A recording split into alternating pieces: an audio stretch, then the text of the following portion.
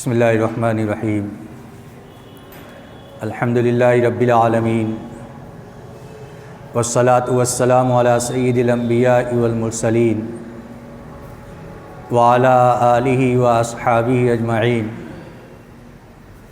اما بعد فعن ابی ہریرہ رضی اللہ تعالیٰ عنہ قال قال رسول اللہ صلی اللہ علیہ وسلم اذا اتخذ الفیء دیولا والامانۃ مغنما والزکاۃ مغرما وتعلم لغیر الدین واطاع الرجل امرأته وعق امه وادنى صديقه واقصى اباه وظهرت الاصوات في المساجد وساد القبيلة فاسقهم وكان زعيم القوم ارذلهم وأكرم الرجل مخافة شره وظهرت القينات والمعازف وشربت الخمور ولعن آخر هذه الأمة أولها فارتقبوا عند ذلك ريحا حمراء وزلزلة وقذفا ومسخا وآيات تتابع كنظام القطع سلكه فتتابع أو كما قال رسول الله صلی اللہ علیہ وسلم۔ محترم بزرگوں اور عزیز ساتھیوں، حضرت ابو ہریرہ رضی اللہ تعالیٰ عنہ کی یہ لمبی روایت جو آپ کے سامنے کئی ہفتے سے ذکر کی جا رہی تھی، اس کے کچھ اجزاء باقی ہیں جن کی تشریح کر کے آج یہ روایت مکمل کی جائے گی۔ اللہ کے نبی صلی اللہ علیہ وسلم نے ارشاد فرمایا، جب قومی سرمایہ ذاتی مال تصور کیا جانے لگے اور امانت کو مال غنیمت سمجھا جائے، زکوٰۃ کو تاوان سمجھا جائے، علم دین کے علاوہ دوسرے مقاصد کو حاصل کیا جائے، آدمی بیوی کا فرما بردار اور ماں کا نافرمان بن جائے، اپنے دوست کو اپنے سے قریب کرے اور اپنے باپ کو اپنے سے دور کرے، مسجدوں میں آواز بلند کی جانے لگے، قوم کا قبیلے کا سربراہ فاسق و فاجر بن جائے اور قوم کا سربراہ رذیل ترین ادنیٰ ترین آدمی ہو جائے، اور آدمی کا اکرام اس کے شر سے بچنے کے لیے کیا جائے اور اس کی عزت اس کے شر سے بچنے کے لیے کیا جائے۔ اس کے بعد اللہ کے نبی صلی اللہ علیہ وسلم نے ارشاد فرمایا، وظہرت القینات والمعازف، اور گانے بجانے والیاں اور گانے بجانے کے آلات عام ہو جائیں۔ یعنی قیامت کی نشانیوں میں سے ایک نشانی یہ بھی ہے کہ قیامت کے قریب گانے بجانے والیاں اور گانے بجانے کے آلات عام طور سے پائے جائیں گے۔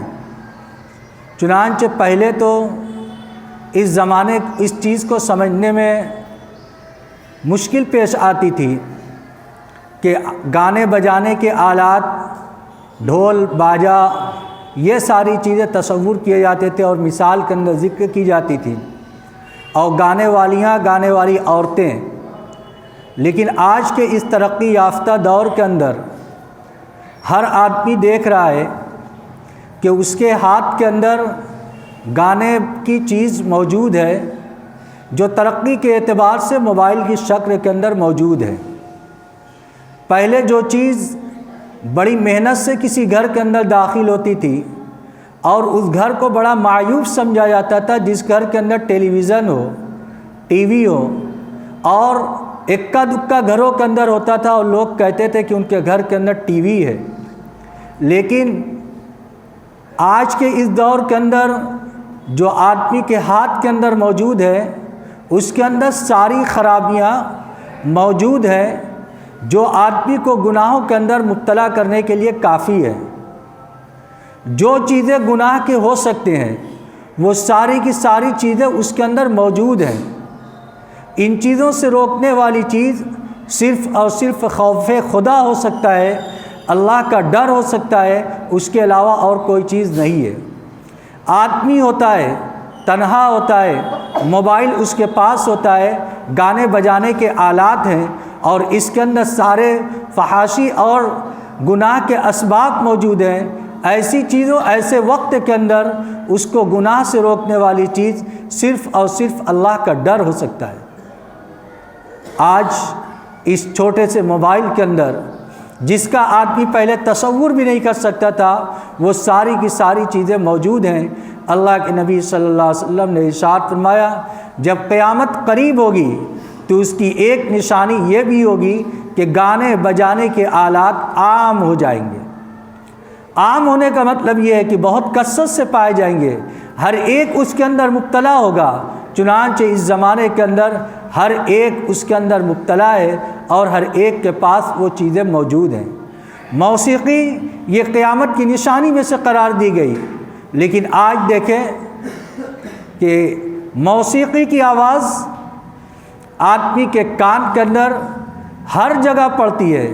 پہلے تو برائی کے اڈوں پر وہ چیزیں نظر آتی تھی اور آدمی کے کان کے اندر پڑتی تھی، لیکن جب یہ آلات عام ہو گئے، آدمی مسجد کے اندر ہوتا ہے، نماز کی حالت کے اندر ہوتا ہے، ایسی حالات کے اندر کسی کا فون آتا ہے، اس کے اوپر کوئی میوزک سیٹ ہوتی ہے اور وہ جب بجنے لگتی ہے تو مسجد جو اللہ کا گھر ہے، جہاں پر خیر کی بات کان کے اندر جانی چاہیے، جب وہ چیز برائی عام ہو گئی تو اس کی عمومیت کی وجہ سے خیر کی جگہ یعنی مسجد کے اندر بھی وہ آدمی کے کان کے اندر وہ آواز پڑ رہی ہے، اور آدمی کو جب اللہ کا ذکر سننا چاہیے اس وقت بھی اس کے کان کے اندر نہ چاہتے ہوئے بھی میوزک کی آواز اور ناپسندیدہ آواز آدمی کے کان کے اندر جاتی ہے۔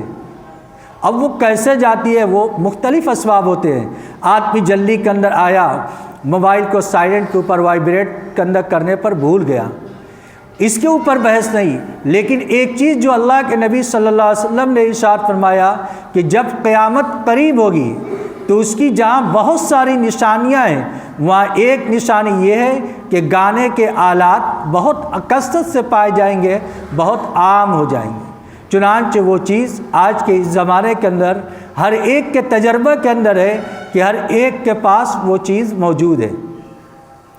آگے ارشاد فرمایا وَشُرِبَتِ الْخُمُورُ، عام طور سے شراب پی جائے گی۔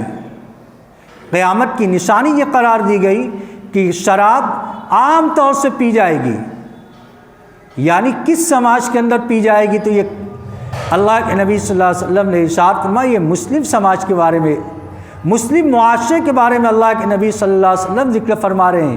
آپ نے ارشاد فرمایا کہ شراب جو قرآن پاک کے اندر حرام کی گئی اور اس کی حرمت کے اندر کئی آیات نازل ہوئی، شراب کے پس منظر کے اندر یہ بات ذکر کرنا ضروری ہے کہ شراب عربوں کے اندر وہ مرغوب اور محبوب ترین چیز تھی جو ان کی گٹیوں کے اندر پڑی ہوئی تھی، اور ان کے یہاں فخر کا معیار یہ تھا کہ جس گھر کے اندر جتنی زیادہ پرانی شراب ہوتی تھی وہ گھر اور وہ خاندان اتنا زیادہ معزز شمار کیا جاتا تھا۔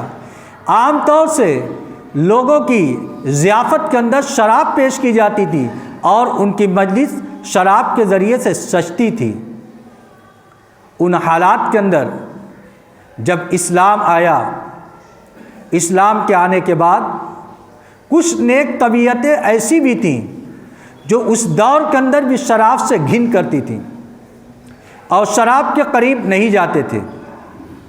چنانچہ بعض صحابہ کرام سے منقول ہے کہ جب اللہ کے نبی صلی اللہ علیہ وسلم کی مجلس کے اندر حاضر ہوئے اور آ کر کہا کہ اللہ کے نبی، شراب کے بارے میں آپ ہمیں وضاحت کیجئے کہ شراب کی کیا شراب صحیح ہے یا غلط ہے؟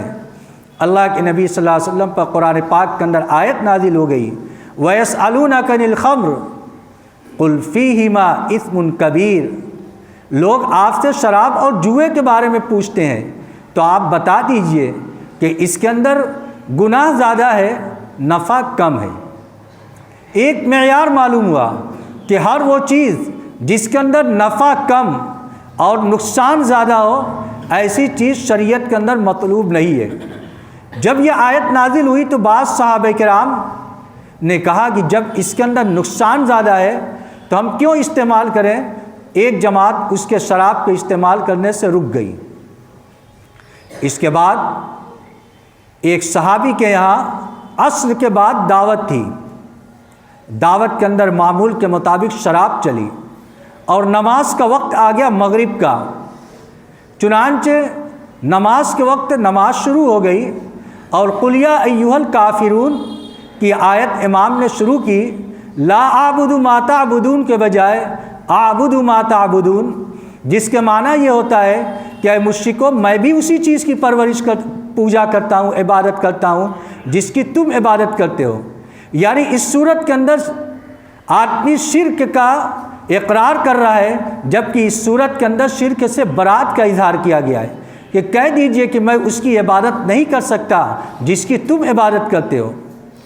جب نماز ختم ہو گئی، اللہ کے نبی صلی اللہ علیہ وسلم کی مجلس کے اندر واقعہ ذکر کیا گیا کہ یہ حالت پیش آئی۔ قرآن پاک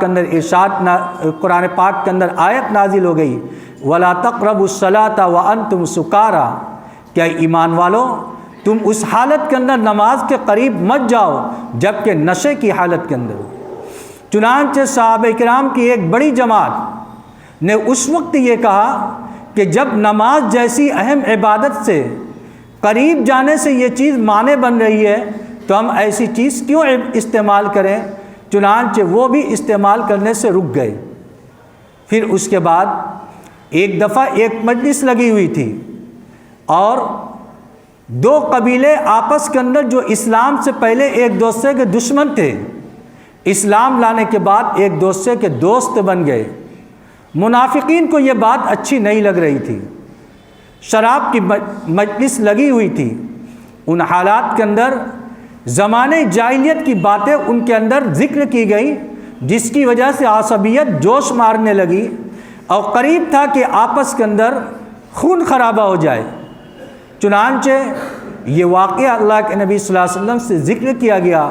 قرآن پاک کے اندر اللہ رب العزت نے آیت نازل فرمائی، اے ایمان والو تو انما الخمر والمیسر والانصاب والازلام رجس من عمل الشیطان فاجتنبوہ لعلکم تفلحون۔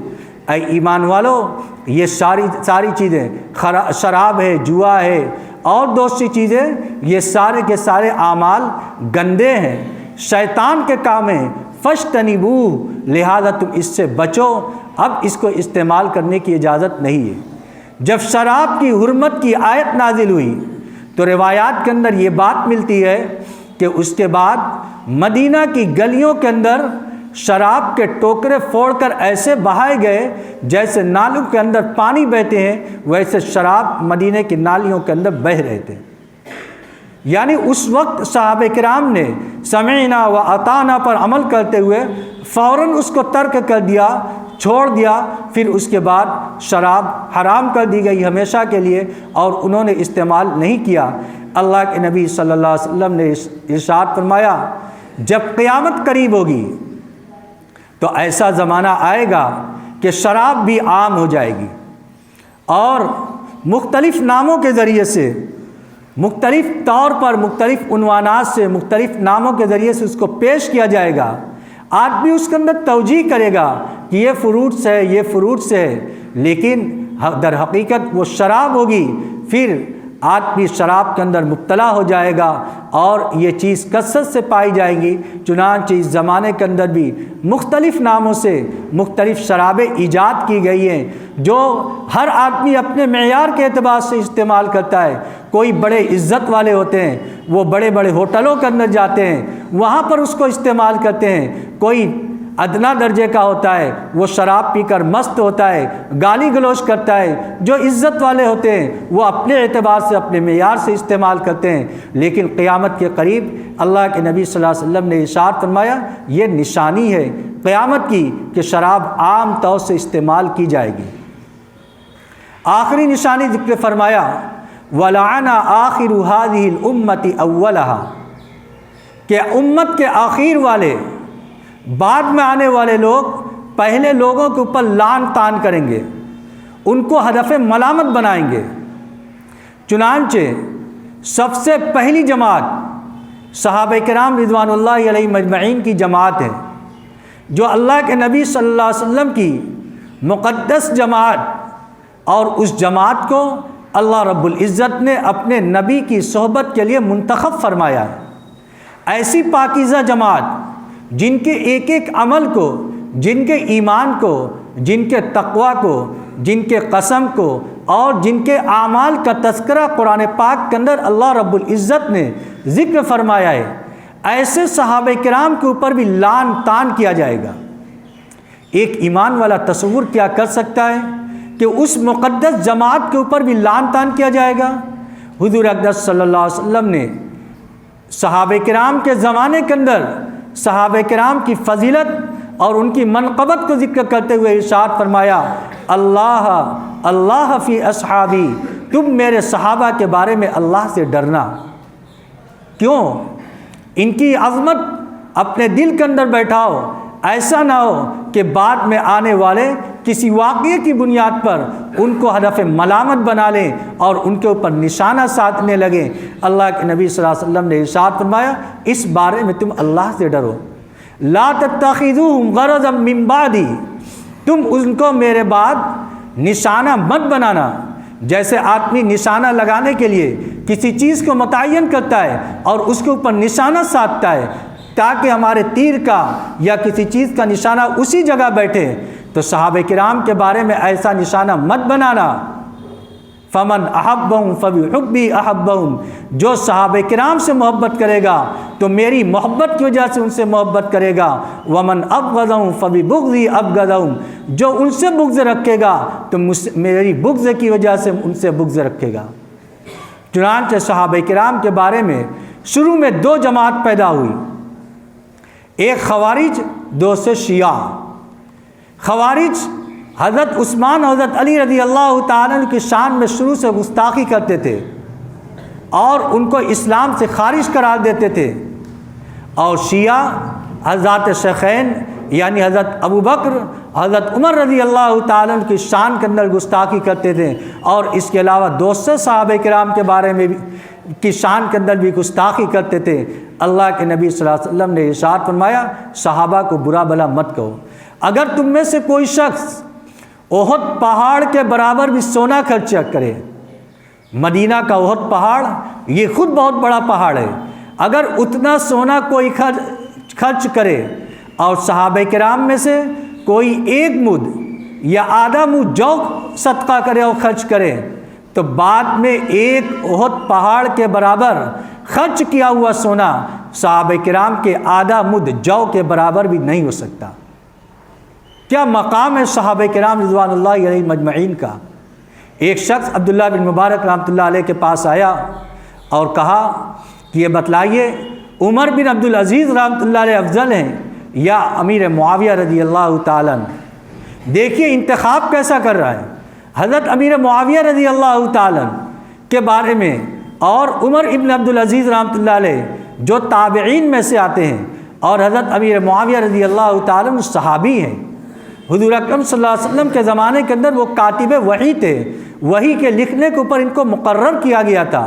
حضور اکرم صلی اللہ علیہ وسلم نے ان کی فضیلت ارشاد فرمائی ہے۔ تو سائل نے جب یہ سوال کیا تو کہا، صحابہ کا جو مقام ہے دنیا کے اندر کوئی شخص ان کے مقام کو نہیں پا سکتا۔ تم امیر معاویہ کے بارے میں پوچھتے ہو، حضرت امیر معاویہ رضی اللہ تعالیٰ عنہ نے اللہ کے راستے کے اندر جو جہاد کیا ہے، جس گھوڑے پر سوار ہو کر اور گھوڑے کے پیر سے اڑنے والی گرد و غبار کی جو حیثیت ہے، حضرت عمر بن عبدالعزیز رحمۃ اللہ علیہ اس گھوڑے کے کھر کے نیچے سے اڑنے والی گرد و غبار کے برابر بھی نہیں ہو سکتے۔ حضرت امیر معاویہ رضی اللہ تعالیٰ کا رتبہ تو ان سے بہت بلند ہے۔ صحابیت کا مقام خود اتنا بلند ہے کہ اللہ رب العزت نے قرآن پاک کے اندر تمام صحابہ کرام کے بارے میں ارشاد فرمایا کہ اللہ رب العزت رضی اللہ عنہم ورضوا عنہ، اللہ ان سے راضی ہے اور وہ اللہ سے راضی ہیں۔ اللہ رب العزت نے ان کے ایمان کی قسم، ان کے ایمان کو معیار قرار دیا ہے۔ فَإِنْ آمَنُوا بِمِثْلِ مَا آمَنْتُمْ بِهِ فَقَدْ اهْتَدَوْا، اگر یہ ایمان اس طریقے سے لائیں جیسے کہ صحابہ کرام ایمان لائے تو یہ لوگ ہدایت یافتہ ہوں گے۔ لہذا جب قیامت قریب ہوگی تو آدمی کا بہترین مشغلہ اپنے اسلاف کے اوپر لان تان بنے گا۔ سب سے پہلی جماعت صحابہ کرام کی، پھر اس کے بعد تابعین کی۔ تابعین میں بھی خاص طور سے حضرت امام اعظم ابو حنیفہ رحمۃ اللہ علیہ جو ائمہ میں تابعی کی حیثیت رکھتے ہیں، اور کسی کو تابعی کا ہونے کا مقام حاصل نہیں۔ آج کے اس دور کے اندر کسی فرقہ کی طرف سے ان کو ہدف ملامت بنایا جائے یا کسی اور کو ہدف ملامت بنایا جائے تو یہ جان لے اللہ کے نبی صلی اللہ علیہ وسلم نے ارشاد فرمایا فَانْتَظِرُوا عِنْدَ ذَلِكَ رِيحًا حَمْرَاءَ، ایسے وقت کے اندر تم سرخ آندھی کا انتظار کرو، زلزلتاً زلزلے کا انتظار کرو، وَمَسْخًا سورج کے مسخ ہو جانے کا انتظار کرو، وَقَذْفًا اور آسمان سے پتھر کی بارش کا انتظار کرو، وَآيَاتٍ تَتَابَعُ اور بہت دوسری نشانیاں پائی جائیں گی جو پے در پے آئیں گی۔ ابھی ایک مصیبت ختم بھی نہیں ہوئی کہ دوسری مصیبت آ جائے گی۔ کا نظام القطع سلک، ایسے جیسے کہ کوئی تسبیح کا دانہ ٹوٹ جائے تو تسبیح کی رسی ٹوٹ جائے، دھاگا ٹوٹ جائے تو دھاگا کے ٹوٹنے کے بعد دانے اس سے ایک ایک کر کے برابر گرتے رہتے ہیں۔ اسی طریقے سے آفات آئیں گی۔ اگر ان آفات سے بچنا ہے تو یہ جو نشانیاں ذکر کی گئی ہیں اس کے اندر کچھ انفرادی ہیں، کچھ اجتماعی ہیں، اس سے اپنے آپ کو بچائیں۔ جیسے والدین کے حقوق، اللہ رب العزت نے ان کے حقوق ذکر کیے ہیں، ان کے اوپر عمل کریں۔ مسجد کو بلند آواز سے پاک رکھے، ہر آدمی کی یہ ذمہ داری ہے، اور جو آگے اور چیز ذکر کی گئی اس سے اپنے آپ کو بچانے کی کوشش کریں۔ اللہ رب العزت ہم سب کو ان باتوں پر مکمل عمل کرنے کی توفیق عطا فرمائے۔ وآخر دعوانا الحمد للہ رب العالمین۔